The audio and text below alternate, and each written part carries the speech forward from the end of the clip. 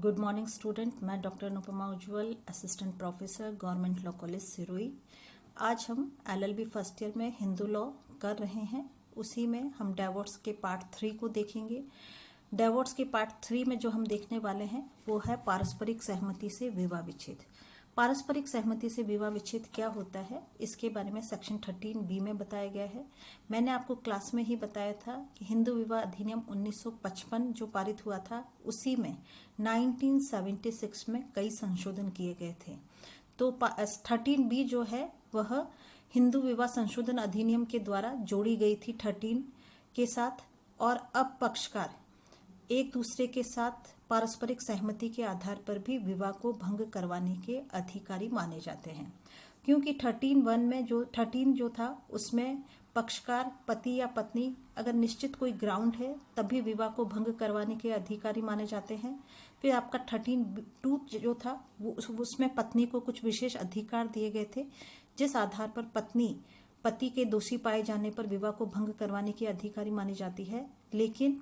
जो ये 13B जो है उसके आधार पर पक्षकारों में किसी भी प्रकार का कोई भी दोष नहीं है। उसके पश्चात भी पक्षकार अगर विवाह को कायम रखना नहीं चाहते हैं और विवाह को भंग करना चाहते हैं तो ऐसी स्थिति में वो विवाह को भंग करवाने के अधिकारी माने जाते हैं। तो विवाह विधि संशोधन अधिनियम 1976 के द्वारा हिंदू विवाह अधिनियम 1955 की धारा 13 के साथ एक नई धारा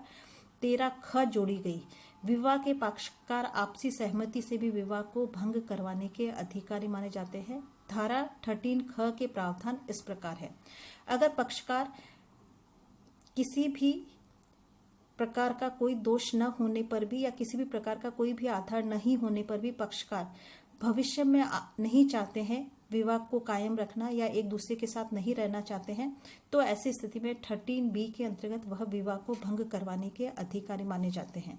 अगर पक्षकार 13B के अंतर्गत विवाह को भंग करवाना चाहते हैं तो ऐसी स्थिति में उसके लिए कुछ आवश्यक शर्तें निर्धारित की गई है, जिसमें सबसे पहली जो शर्त है वो कहती है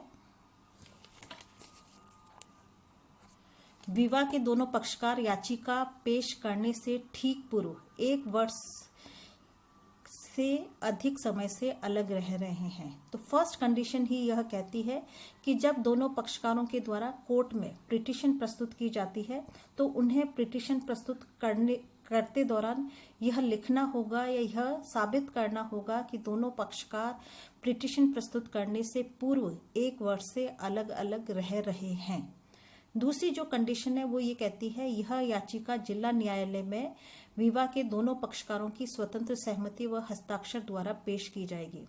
तो डिवोर्स जो म्यूचुअल कंसेंट के द्वारा डिवोर्स के लिए जो एप्लीकेशन दायर की जाती है वह डिस्ट्रिक्ट कोर्ट में प्रस्तुत की जाएगी और दोनों पक्षकारों के द्वारा स्वतंत्र सहमति से और उस एप्लीकेशन में दोनों ही पक्षकारों के हस्ताक्षर होने अनिवार्य माने जाते हैं। फिर थर्ड जो है, इस याचिका में दोनों पक्षकारों को संयुक्त रूप से विधिवत रूप से यह घोषणा करनी होगी कि वो पिछले 1 वर्ष से अधिक समय से अलग अलग रह रहे हैं तथा भविष्य में भी एक साथ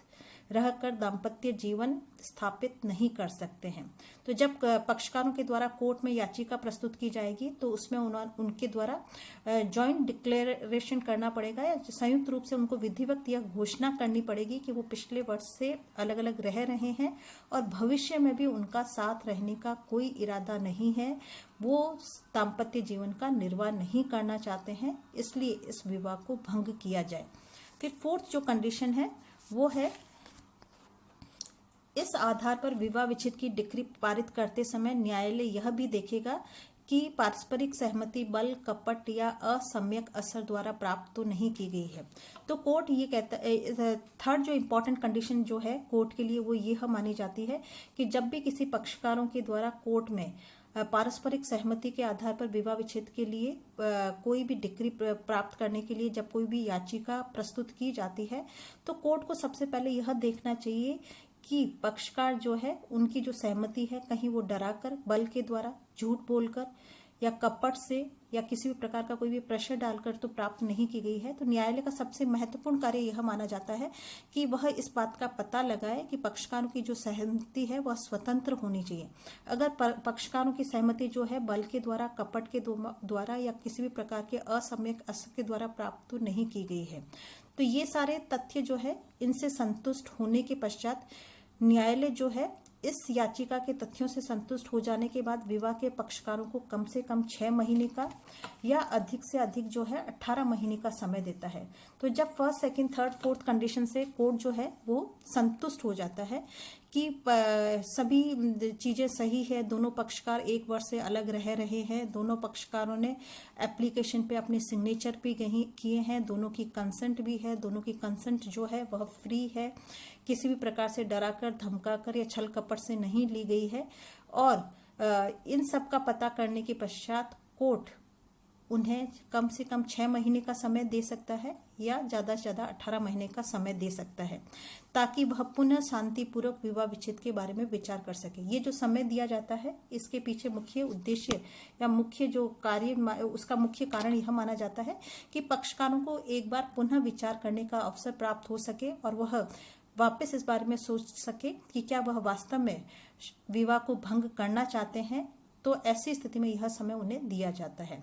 यदि इस समय के समाप्त होने के बाद भी पक्षकार विवाह विच्छेद करने पर दृढ़ रहते हैं तो न्यायालय उन्हें विवाह विच्छेद की डिक्री प्रदान कर देगा।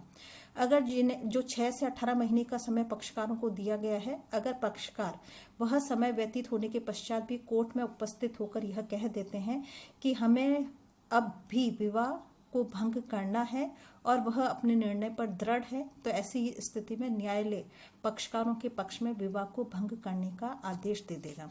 इसमें कुछ इंपॉर्टेंट केसेस है। फर्स्ट है के ओम प्रकाश वर्सेस के नलिनी AIR 1986 आंध्र प्रदेश हाईकोर्ट। इस मामले में आंध्र प्रदेश हाईकोर्ट के द्वारा यह निर्धारित किया गया या यह निर्णय किया गया कि अगर कोई भी पक्षकार न्यायालय को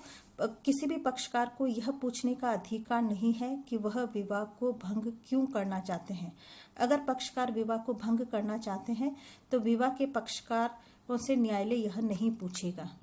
सेकंड जो मामला है वह है आपका रविशंकर वर्सेस श्रीमती शारदा विश्वाकर। इस मामले में न्यायालय ने यह कहा कि विवाह का कोई भी पक्षकार जो है अगर अपनी सहमति इस दौरान वापस लेना चाहता है तो पक्षकार स्वतंत्र है और वह अपनी सहमति वापस ले सकता है। अगर पक्षकार में से कोई भी एक पक्षकार अपनी सहमति वापस ले लेता है तो ऐसी स्थिति में विवाह को भंग करने का आदेश नहीं दिया जाएगा और पिटीशन जो है पक्षकार पुनः, एक बार हम वापस केसेस देखेंगे। पहला है के ओम प्रकाश वर्सेस के नलिनी AIR 1986 आंध्र प्रदेश।